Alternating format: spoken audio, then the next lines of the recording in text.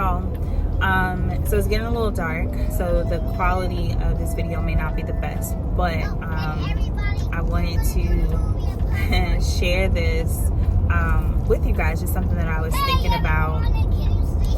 Judah, can you stop, please? Just hold on, please. I'm talking, okay? Thank you.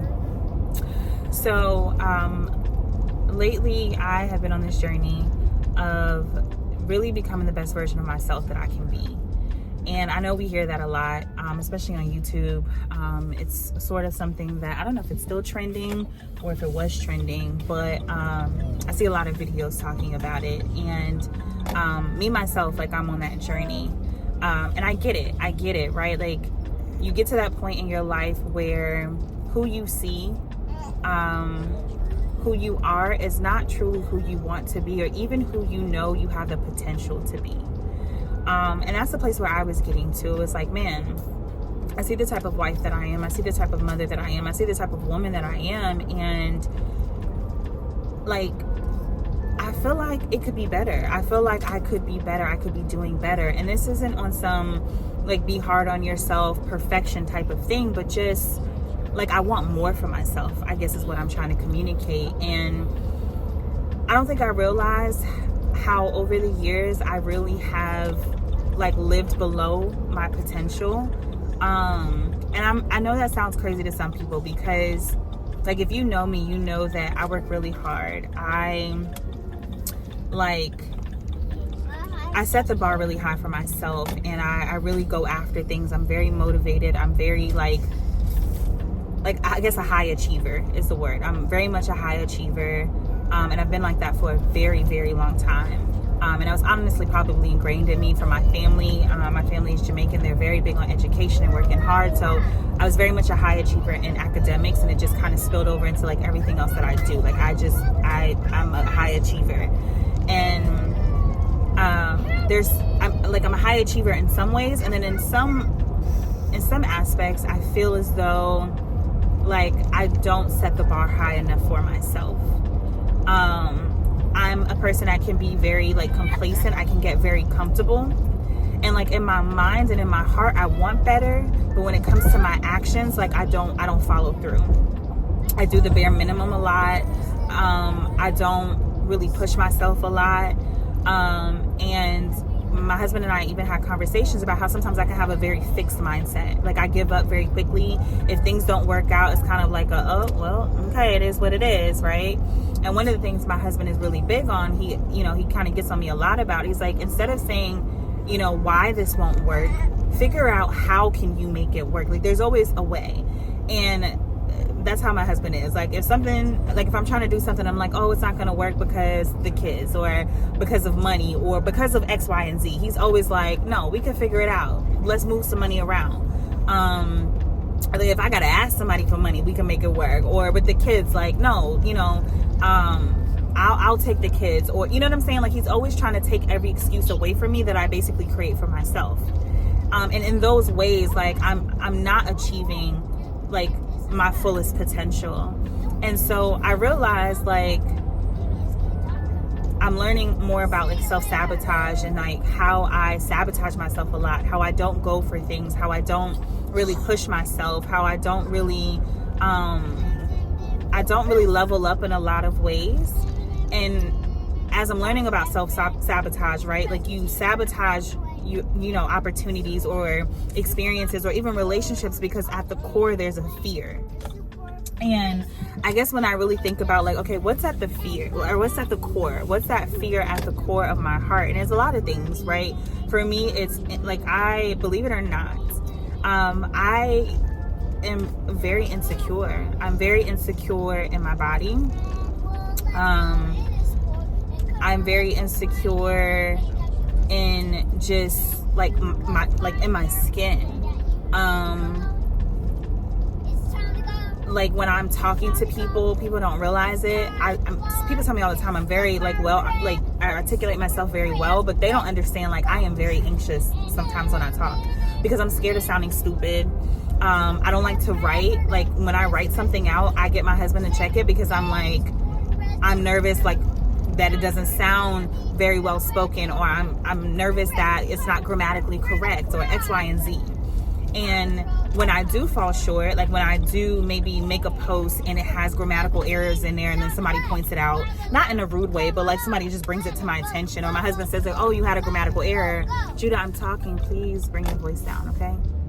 So in those moments when I do struggle to talk, where I make a mistake, I have what is oftentimes what we call a fixed mindset. So instead of saying like, oh, I had a grammatical error in that post or whatever it may be, dang, see, this is why I don't even, this is why I don't write, this is why I don't share, because, now I sound stupid, right? Instead of saying like, oh, dang, okay, I messed up. Let me grow. Let me read more. Let me learn more. Let me figure out how I can get better in whatever area I'm struggling with, right? Like, do you see the difference between like the fixed mindset versus the growth mindset? A fixed mindset says, well, I'm just not going to do it anymore at all because I keep messing up. And a growth mindset says, I keep messing up. Let me figure out how I can do better, or how I can be better. So that's something I'm really working at, is getting out of that mindset and really assessing like, okay, when I sabotage myself, when I talk myself out of opportunities, like what's really at the core of that? Like, what is the fear? Another example is like, there are a lot of times my husband is tries to send me on like, what is it? Like a self-care day out, or he'll be like, you should go to this conference. And immediately when he tells me I should do something, I'm like, oh, we don't have the money. Or, oh, the kids, who's gonna watch the kids? And he's looking like, girl, you got a husband, I could watch the kids, like, go have fun, like, take care of yourself, do X, Y, and Z. But I always have a reason as to like why I can't do it. Always a reason. And that's self-sabotage, right? Because at the core, like, there's a fear of like why I'm choosing to miss out on this opportunity, why I won't allow myself to have this opportunity. And I think part of it, maybe there's some self-worth issues there that I need to dig deeper in, but like also like fear around money. Like, if we use this money here, we won't need it when we we won't have it when we need to use it here. And then it'll be like 2 weeks later and we basically ate through that extra money that I could have used to have a self-care day out, but we basically ate out a lot and ended up using that money elsewhere. So that fear wasn't even really valid, especially if I look at history. It's like, okay, we're going to use that money somewhere. Why not use it to take care of yourself? Right. But like, there's just this fear that I realize that I guess I have. And that's just an example. There are other fears that I'm like continuously working at and like asking the Most High to like reveal to me. But yeah, self-sabotage, like I'm learning more about that and trying to process more of like why I do what I do. And this brings me to the other point that I wanted to share with y'all, but hold on real quick. I'm here to pick up my groceries and I need to call them and tell them I'm outside. Okay, so the other part that I wanted to talk about is the importance of like self-education. The Bible says that my people perish for a lack of knowledge. And I think that sometimes like we don't take the initiative to really grow in our understanding. Something I heard someone say years ago, and I've always kept it with me, they said, learn how to become a student of life. Meaning like, be in a place where you are constantly learning and growing. And that looks different for everyone. It doesn't mean you have to go back to school to get, go back to school for higher education. That may mean that you learn through vlogs, you learn through watching videos on YouTube, you listen to audiobooks and podcasts, and you read books, whatever that is for you, like in whatever area you want to grow in, take it upon yourself to learn and to grow in that area, especially as a stay-at-home mom and as a homemaker. It could be so easy to get caught up in like the day-to-day of like taking care of the home, taking care of my children, making sure that their needs are taken care of, making sure my husband has what he needs, that I forget to like make sure that I am stimulated, make sure that I am like growing. And like part of me, I enjoy growing. I enjoy learning. I enjoy the process of like self-development. But also like it's just essential. I think when you are out in the community, when you go to work, when you're in school, like you are naturally learning. Like you're coming in contact with people, you're on the job, like those things are coming naturally to you. But when you are a stay-at-home mom or a homemaker, especially, or more so a stay-at-home mom, those interactions can be limited. So you have to take the initiative upon yourself. It's kind of like homeschool, right? When I send my children to school, I know that they're going to be, taught, right? There are teachers there that are going to teach them and that are going to educate them. When I choose to bring my children home, it's no longer someone else's responsibility. It doesn't come as easy. Now I have to take the initiative. I have to take it upon myself to make sure that they are getting what it is that they need, because they're not in school to get that, right? Like, I have to be their teacher. And it's the same thing, especially as a stay-at-home mom. And even if you're not a stay-at-home mom, just really like take it serious to like learn and to like take it serious to grow. I think I recorded a video a while ago, and I don't even know if I ever posted it. If I didn't, I'll go back and like try to edit it and get it uploaded. But I talked about how I've become very like intellectually lazy. And I talk about more in that video of like what that looks like. But this, like, we're in a day and an age where like we don't learn, we don't grow. We're just on social media, like scrolling, but we're not actually stimulating ourselves in a healthy way. Like, we're stimulating ourselves, but it's not healthy. Social media is not healthy. The news is not healthy, right?